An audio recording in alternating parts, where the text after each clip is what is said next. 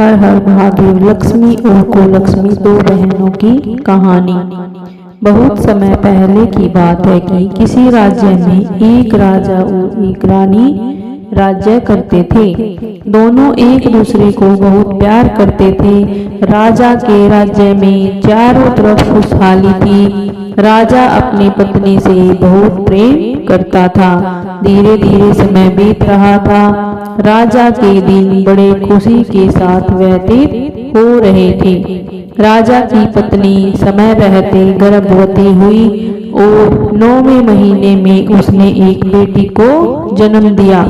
लेकिन उस बेटी के जन्म के पश्चात ही रानी की मृत्यु हो गई, जिससे राजा को बहुत सदमा लगा। राजा के मन में बैठ गया कि यह बेटी हुई है, इसी कारण रानी की मृत्यु हुई है।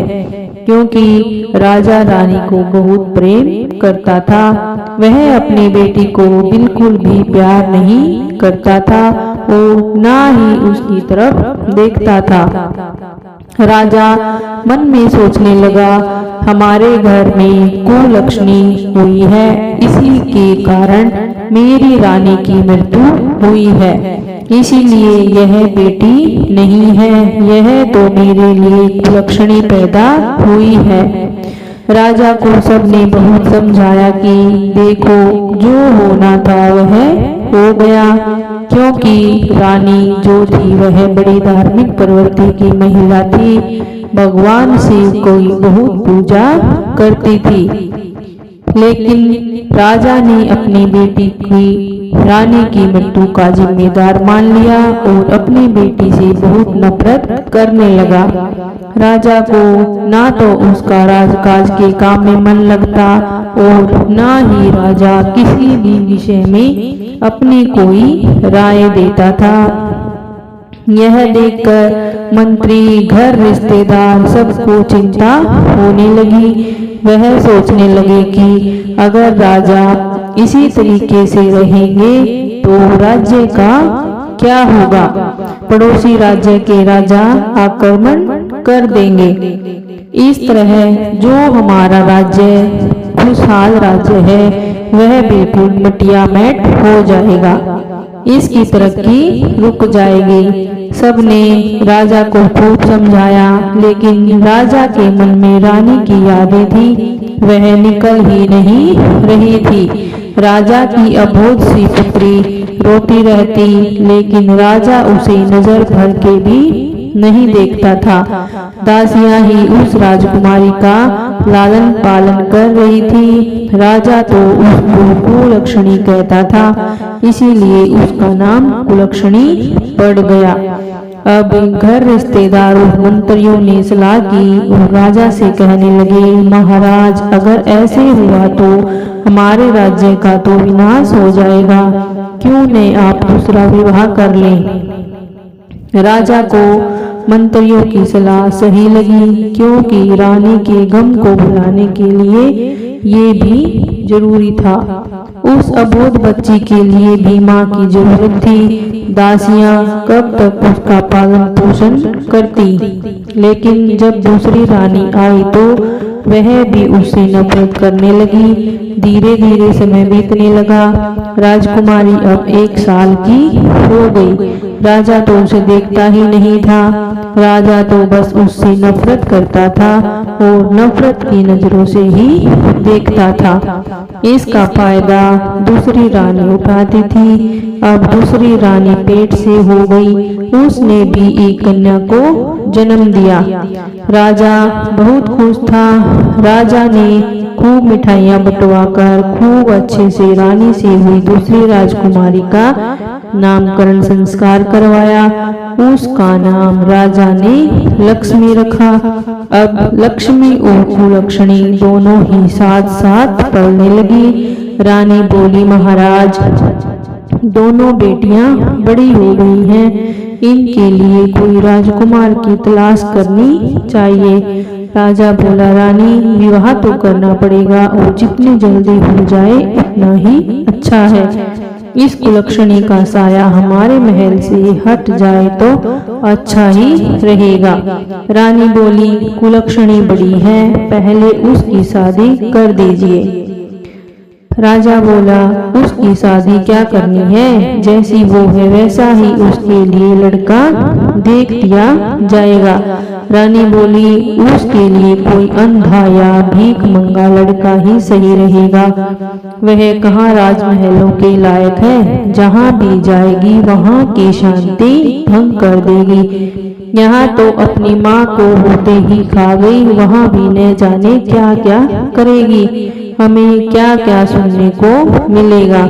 राजा बोला, रानी आप बिल्कुल ठीक कह रही हैं। कुलक्षणी बड़ी धार्मिक प्रवृत्ति की थी, क्योंकि उसकी माँ भी धार्मिक प्रवृत्ति की थी। वह भगवान शिव की बहुत पूजा पाठ किया करती थी और जो लक्ष्मी थी वह बड़े घमंड में रहती थी। राजा ने तुरंत अपने नाई और ब्राह्मण को बुलवाया और अपनी सभा में उन्हें कहा, कुलक्षणी के लिए एक अंधा वर देखकर आओ।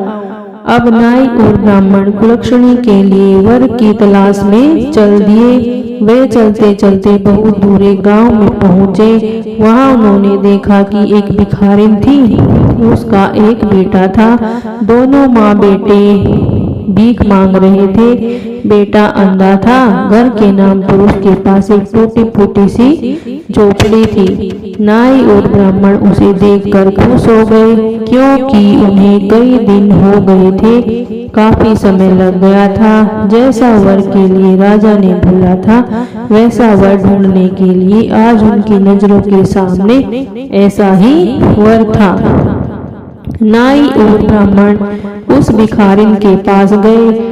उससे कहने लगे, माई, हम तेरे बेटे के लिए एक बहुत ही अच्छा रिश्ता लाए हैं। भिखारिन बोली, अरे भाई, क्यों मुझ भिखारिन का मजाक उड़ा रहे हो? अरे भला मेरे अंधे बेटे से कौन विवाह करेगी? नाई बोला, अरे माई, हम तुम्हारे बेटे के लिए बहुत ही अच्छा रिश्ता लाए हैं, वह भी राजमहल से लाए हैं। ये सुनकर भिखारिन को विश्वास ही नहीं हुआ। वह तो तुरंत राजी हो गई। भिखारिन मन से सोचने लगी, राजमहल से बहू आएगी, चाहे वह कुछ भी ना लाए, कैसी भी हो, लेकिन राजमहल से तो नाता जुड़ ही जाएगा। भिखारिन के अंधे लड़के के साथ कुलक्षणी का रिश्ता तय करके नाई और ब्राह्मण अपने राज्य लौट आए। उन्होंने आकर राजा को सारी बात बताई। फिर राजा ने कहा, ठीक है, जैसा लड़का चाहिए था वैसा मिल गया। और राजा ने कुलक्षणी का विवाह उस अंधे भिखारी के साथ कर दिया। दान दहेज के नाम पर उसे कुछ नहीं दिया। कुलक्षणी वहां से विदा होकर अपने ससुराल आई तो देखा वहां एक टूटी फूटी झोपड़ी है, बैठने के लिए भी सही जगह नहीं है। वह भगवान से कहने लगी, हे भोले बाबा, ये मेरी कैसी परीक्षा ले रहे हो? मुझे पति मिला, वो भी अंधा। कम से कम मेरा जीवन साथी अच्छा होता तो हम दोनों कुछ कमा कर लाते, लेकिन अब जो मेरे पति हैं वही मेरे लिए परमेश्वर हैं। अब मुझे जिस भी रूप में मिले हैं मैं हमेशा इनका साथ निभाऊंगी। उसकी सास और उसका पति भीख मांगते थे। जो कुछ भी पैसे मिलते थे उनसे घर का खाना बनता था। कई बार तो उन्हें भूखा ही सोना पड़ता था, लेकिन कुलक्षणी को जो भी पैसे मिले उसने उससे खाना बनाया, अपनी सासू माँ को, अपने अंधे पति को खाना खिलाया और जो बाद में खाना बचा उसे ग्रहण कर लिया और भोले बाबा की मर्जी मानकर उनके साथ बड़े प्रेम से रहने लगी। अपने साथ अपने पति की सेवा करने लगी। उसने उन्हीं में सुख तलाशने की कोशिश की। उधर रानी राजा से कहने लगी, महाराज, कुलक्षणी का तो विवाह हो गया, उससे तो हमें कैसे छुटकारा मिला, लेकिन हमारी लक्ष्मी बिटिया के लिए भी कोई अच्छा सा वर ढूंढ दीजिए। राजा ने अपने नाई और ब्राह्मण को बुलवाया और कहा, एक बहुत ही सुंदर और अच्छे राज्य का राजकुमार तलाश करो हमारी लक्ष्मी बिटिया के लिए। नाई बोला, जो आज्ञा महाराज। नाई और ब्राह्मण लक्ष्मी के लिए वह ढूंढने चल दिए और एक चक्रवर्ती राजा के यहाँ पहुँचे। वहाँ पर जो राजकुमार था वह भी अकेला था और चक्रवर्ती सम्राट बनने वाला था, इसीलिए उन्होंने वहाँ पर लक्ष्मी का रिश्ता तय कर दिया। समय से बारात आई, राजा ने खूब दान दहेज दिया और लक्ष्मी को बड़े शान शौकत के साथ विदा किया। उधर कुलक्षणी अपने जैसे तैसे दिन काट रही थी। लक्ष्मी तो ऐसे आराम से आई थी, रानी बनकर ही रही। एक दिन कुलक्षणी की सासू माँ कुछ पैसे भीख मांग कर लाई और कहने लगी, माँ जी ये भीख मांगना हमें अच्छा नहीं लगता, इससे अच्छा हम कोई काम कर लें। सासू माँ बोली, अरे बेटी तू तो मेरे घर की लक्ष्मी है, तू जो कहेगी मैं मान लूंगी। कुलक्षणी बोली, माँ जी इन पैसों से मैं खूब खरबूजे खरीद कर लाती हूँ। गर्मियों का समय है, खरबूज और तरबूज इस मौसम में बहुत बिकते हैं, मैं उन्हें बेचूंगी। कम से कम हम अपने आत्म सम्मान से तो रहेंगे। आप भीख लेने जाती हो तो 10 लोग आपको ठुकराते हैं, कोई एक दो तरस खाकर भीख देता है। मुझसे यह देखा नहीं जाता, लोग आपका अपमान करें, इसलिए आज से आप घर पर रहिए और मैं यह तरकारी भाजी बेचने जाया करूंगी। सासू माँ बोली, बेटी तू नई है, यह सब बेचने कहाँ जाएगी। कुलक्षणी बोली, माँ जी आप घर पर रहिए, मैं गांव-गांव घूमकर बेच लूंगी। सासू माँ बोली, ठीक है जैसा तुम कहो। अब उनके पास जो भी पैसे थे उसने एक टोकरी खरीदी और उसमें कुछ तरबूज और खरबूज रख लिए और उन्हें लेकर बेचने के लिए चल दी। जंगल के रास्ते पर एक मंदिर था, उसी मंदिर के सामने जाकर बैठ गई। हाथों ही हाथ कुलक्षणी के खरबूजे और तरबूज बिक गए। उसके पास सिर्फ 2 खरबूजे रह गए। उसी समय संयोग से माता पार्वती और भगवान शिव उसी रास्ते से गुजर रहे थे। माता पार्वती कहने लगी, हे प्रभु खरबूजे की महक यहाँ तक आ रही है, मुझे तो खरबूजा खाना है। भगवान शिव बोले, अरे पार्वती तुम भी किस चक्कर में पड़ रही हो, चलो कैलाश चलते हैं। तुमने कहा था मुझे पृथ्वी पर भ्रमण करना है और मैं तुम्हें घुमाने के लिए ले आया, अब यह तुमने कौन सी रट लगा ली। माता पार्वती कहने लगी, प्रभु मुझे तो उस रास्ते से जाना है, देखिए उधर खरबूजे की बड़ी अच्छी खुशबू आ रही है, कैसे ताजा ताजा उसके पास खरबूजे हैं। वह तो आपकी भक्त है। उन्होंने बिल्कुल ऐसा ही वेश बनाया, फटे पुराने कपड़े और बिल्कुल गंदे से। माता पार्वती और भगवान शिव पहुंच गए कुलक्षणी के पास। कुलक्षणी के पास 2 खरबूजे थे। माता पार्वती जाकर कहने लगी, बिटिया हम भूखे हैं, क्या हमें कुछ खाने को खरबूजा मिलेगा। कुलक्षणी बोली, हाँ माँ आप बैठो, कितनी गर्मी पड़ रही है। कुलक्षणी के पास थोड़ा सा पानी था, उसने भोले बाबा मैया पार्वती के बन बूढ़े लोगों को पानी पिलाया और आराम से बिठाया और जो खरबूजे उनके पास बचे हुए थे उन्हें खाने को दिए। तो माता पार्वती कहने लगी, बिटिया हमारे पास तो तुम्हें देने के लिए कुछ भी नहीं है, हम कहाँ से पैसे देंगे, हमने तो खरबूजे खा लिए। कुलक्षणी बोली, कोई बात नहीं माँ, आज मैं खरबूजे बेचने आई थी और भोले बाबा की कृपा से मेरे सारे खरबूजे बिक गए। अब मेरे पास सिर्फ यह 2 खरबूजे शेष बचे हैं, इनको भी आपने ले लिया। आप तो बूढ़ी माँ हैं, मेरी कोई माँ नहीं है और आपने मुझे इतना प्यार से बेटी कहा है। बेटी शब्द सुनने के लिए तो मैं तरस गई थी, कभी मेरे पिता ने भी मुझे बेटी का प्यार नहीं दिया। बूढ़ी माँ बनी माता पार्वती बोली, अच्छा बेटी अब हम चलते हैं। और जाते जाते माता पार्वती भोले बाबा से कहने लगी, सुनिए आपकी झोली में जो कुछ है इस बेचारी बिटिया को दे दीजिए, वह बबूती निकाल कर दे दीजिए। भोले बाबा के पास तो भांग धतूरा बबूती यही चीजें होती हैं। भोले बाबा की झोली में से माता पार्वती ने बबूती निकाल कर कुलक्षणी को दे दी। कुलक्षणी बड़ी खुश हुई और उसने आंचल पसार कर वह बबूती ले ली। खुशी खुशी अपने घर चल दी। वह घर आकर अपनी सासू माँ से कहने लगी, माँ आज एक बूढ़ी माँ और एक बूढ़े बाबा की सेवा करके मुझे असीम आनंद मिला। और देखो माँ, आज की कमाई, आज मेरे सारे खरबूजे भी बिक गए। माँ, अब आपको कहीं भी भीख मांगने जाने की जरूरत नहीं है। अब हम मेहनत से काम करेंगे और भोले बाबा की कृपा रही तो हम सम्मान की जिंदगी जिएंगे, हमें भीख नहीं मांगना पड़ेगा।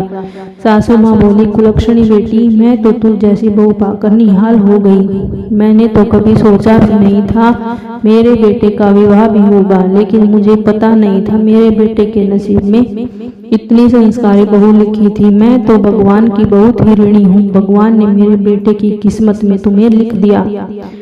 कुलक्षणी बोली, माँ, आज एक बूढ़े बाबा और एक बूढ़ी माँ आई थी, उन्होंने मुझे वह मूर्ति दी है, इसका मैं क्या करूँ? सासू माँ बोली, बेटी, तेरे पति को आने दे, जैसा बोलेगा वैसा ही करना। शाम को जब उसका पति आया तो कहने लगी, स्वामी, आज मुझे यह विभूति दी है एक बूढ़े बाबा और एक बूढ़ी माँ ने, इसका मैं क्या करूं? पति बोला, एक काम करो, घर के चारों कोने में से फुका दो और जो बचे उसे कुछ संदूक में रख दो और पूरे घर में से छिड़क दो, बाकी का जो हमारा तुलसी का गमला है उसमें डाल दो।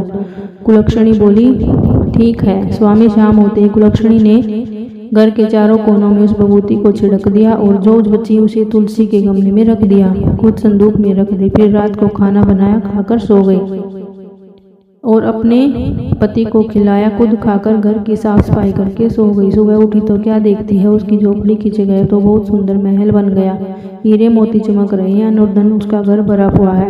यह देखकर तो उसको बड़ा अचंभा हुआ। दौड़ी दौड़ी अपनी सास के पास पहुंची, कहने लगी, माँ जी उठिए, देखिए क्या चमत्कार हो गया। उसकी सासू माँ की आँख खुली तो उसका घर पहचान में नहीं आ रहा था। वह कहने लगी, अरे कुलक्षणी, क्या हम तेरे मायके आ गए? आज तक तो तेरे पिता ने कभी मुड़कर देखा नहीं, लेकिन मैं सोई हुई हूँ, तू मुझे यहाँ लेकर आ गई। कुलक्षणी बोली, नहीं माँ जी, यह मेरे पिता का घर नहीं है, यह तो हमारा घर है। देखिए, शायद यह भोले बाबा की और माता पार्वती की कृपा हुई है, उन्हीं की कृपा से हमारे भाग्य बदल गए हैं। देखो, शायद वह बूढ़े बाबा और बूढ़ी माँ कोई और नहीं, साक्षात भोले बाबा और माता पार्वती थे, जिनको पहचान नहीं पाई। उसकी सासू माँ ने कुलक्षणी को धीरज बंधाया। तभी उसके पति की आंख खोली, चिल्लाते हुए बोला, माँ, मुझे सब कुछ दिखाई दे रहा है, मैं अंधा नहीं रहा। यह देखकर तो कुलक्षणी की खुशी का ठिकाना नहीं रहा। उसके पति की आंखें आ गई और उसके क्या चाहिए था, और उसका पति भी किसी राजा से कम नहीं था। कुलक्षणी बोली, जब उनकी हमारे ऊपर इतनी बड़ी कृपा हुई तो क्यों न हम एक अच्छा सा भोले बाबा और माता पार्वती की शिव चर्चा कराएं, जिसमें कि लोगों को बुलाएंगे, अपने नाते रिश्तेदारों को भी, और भंडारे कराएंगे। उसकी सास माँ कहने लगी, बेटी, मेरे घर की तो तू लक्ष्मी है, जैसा तू करना चाहे वैसा कर। अब उसने अपने घर में एक कथा रखी। उसने सब रिश्तेदारों को निमंत्रण भिजवाया, अपने मायके में भिजवाया, अपनी बहन के घर भी भिजवाया। अब सब उसकी कथा में आए, लेकिन उसके पिता को तो अपने करने पर बड़ी शर्मिंदगी महसूस हो रही थी। उसके पिता और उसकी सौतेली माँ, उन दोनों को बड़ा अफसोस हो रहा था, क्योंकि जब कुलक्षणी की और लक्ष्मी की शादी हो गई थी, तभी उसके पिता को कोढ़ का रोग हो गया था, और कोढ़ का रोग ऐसा था जिससे ठीक नहीं हो रहा था, जिससे उनका राजपाट भी धूमिल होता जा रहा था। तब उसकी बहन लक्ष्मी आई और उसने देखा, कहाँ तो मैं चक्रवर्ती सम्राट की रानी हूँ और मेरा पति इतने बड़े राज्य का मालिक है, लेकिन यह महल और उसके ठाठ बाट तो मुझसे भी ज्यादा अच्छे हैं। वह कुलक्षणी से कहने लगी, कुलक्षणी, यह सब तुझे कहाँ से मिला और कैसे मिला? कुलक्षणी ने सारी बातें अपनी बहन को बताई और अब उसके मन में तो फिर से लालच समा गया। वह तो किसी भी कीमत पर कुलक्षणी को नीचे दिखाना चाहती थी। अब कुलक्षणी से पूछकर उसकी बहन ने अपने पति से कहा, देखो, मैं भी खरबूजे बेचने जाऊंगी। उसका पति बोला, अरे लक्ष्मी, तुम यह कैसी बात कर रही हो? हमारे राज्य में किसी प्रकार की कोई कमी नहीं है। अरे वह तो तेरी बहन इतनी गरीब थी, इसकी सच्ची श्रद्धा और भक्ति देखकर उस पर भगवान ने कृपा की है। तू क्यों जलन के मारे मरी जा रही है? तेरे पास किस चीज की कमी है? लक्ष्मी बोली, नहीं जी, मुझे तो खरबूजे बेचने जाना है। लक्ष्मी खरबूजे की टोकरी लेकर खरबूजे बेचने के लिए मंदिर के पास बैठ गई। संयोग से उस दिन भी माता पार्वती और भोले बाबा आ रहे थे।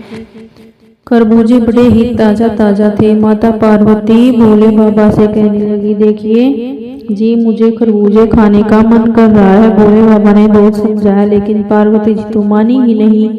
उन्हें तो लक्ष्मी के खरबूजे पसंद आ रहे थे। उन्होंने फिर से बूढ़े का भेष बनाया और एकदम भिखारियों जैसे फटे पुराने कपड़े पहनकर पहुंच गए लक्ष्मी के पास। उस दिन उसका एक खरबूजा भी नहीं बिका। माता पार्वती कहने लगी, बिटिया बहुत भूख लगी है, गर्मी के मारे दम निकल रहा है, बहुत प्यास भी लगी है, थोड़ा सा पानी पिला दे और हमें थोड़ा सा खरबूजा खाने के लिए दे दे। लक्ष्मी बोली, अरे हट, सुबह से अभी तक बहोनी भी नहीं हुई, कहाँ से भिखारी चले आए मांगने के लिए। माता पार्वती और भगवान शिव एक दूसरे की तरफ देखकर मन ही मन मुस्कुरा उठे और उधर ही बैठ गए।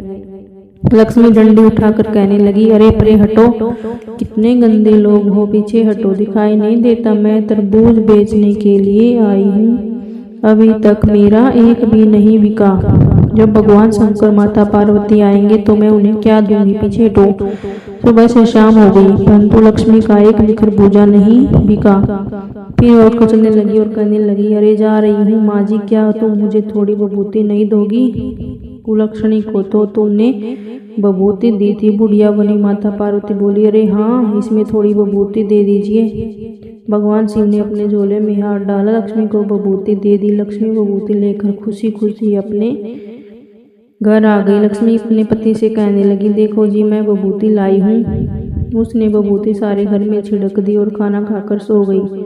सुबह उठी तो क्या देखती है, महल की जगह एक झोपड़ी बन गई और कीड़े मकोड़े भिन भिना रहे थे। अब तो लक्ष्मी अपना सिर पकड़कर रोने लगी और कहने लगी, हे भगवान, कुलक्षणी ने मेरे साथ क्या कर दिया। उसका पति बोला, देखो लक्ष्मी, तुमने लालच में आकर सब कुछ किया। तुम्हारी बहन दिल की अच्छी थी, तुमने उसके साथ अच्छा व्यवहार नहीं किया। भगवान ने उसकी नीयत और उसकी भक्ति देखकर उस पर कृपा करी, लेकिन तुम लालच में थी। तुम्हारे पास जो था उसे भी तुमने खो दिया। तुम्हारे पास जो था उसी में सब्र करना चाहिए था। लक्ष्मी, अभी भी सुधर जाओ। उसके पति ने उसे खूब समझाया, लेकिन लक्ष्मी अपनी बहन कुलक्षणी को ही कहने लगी। उसकी काली छाया पड़ गई हम पर, इसलिए हमारे साथ ऐसा हुआ। तब उसके मायके में यह खबर पहुंची। राजा और रानी की राजा कोढ़ी हो गया था और उसके पिता उसकी माँ जैसे तैसे उन्हें देखने के लिए लक्ष्मी के घर आए। जब लक्ष्मी कहने लगी, दूर हटो, मुझे ऐसे माँ बाप की जरूरत नहीं जो कोढ़ी हो गए हों। ऐसे माँ बाप को नहीं रखूंगी, मुझसे दूर रहो। उसके माँ बाप को अपनी बेटी के दुख में दुखी होने के लिए आए थे, लेकिन उसकी बेटी ने उन्हें छिटका दिया। और जब यह बात कुलक्षणी को पता चली कि उसके माता पिता को दर दर के भिखारी हो गए हैं, उसकी बहन के साथ भी ऐसा हो गया है, उसका राजपाट नष्ट हो गया, तो कुलक्षणी अपने पति के साथ आई और अपना आधा धन देकर अपनी बहन का राजपाट बसाया और अपने माता पिता को अपने साथ ले गई। उनकी बहुत सेवा की और भगवान की कृपा से उसके माता पिता ठीक हो गए। उनका राजपाट लौटाया और अपनी दोनों बेटियों को बहुत प्यार करने लगे। हर हर महादेव। दोस्तों, अगर वीडियो अच्छी लगी तो वीडियो को लाइक करें, चैनल को सब्सक्राइब करें। वीडियो अच्छी लगी तो कमेंट में हर हर महादेव जरूर लिखें। हर हर महादेव। जय मां पार्वती।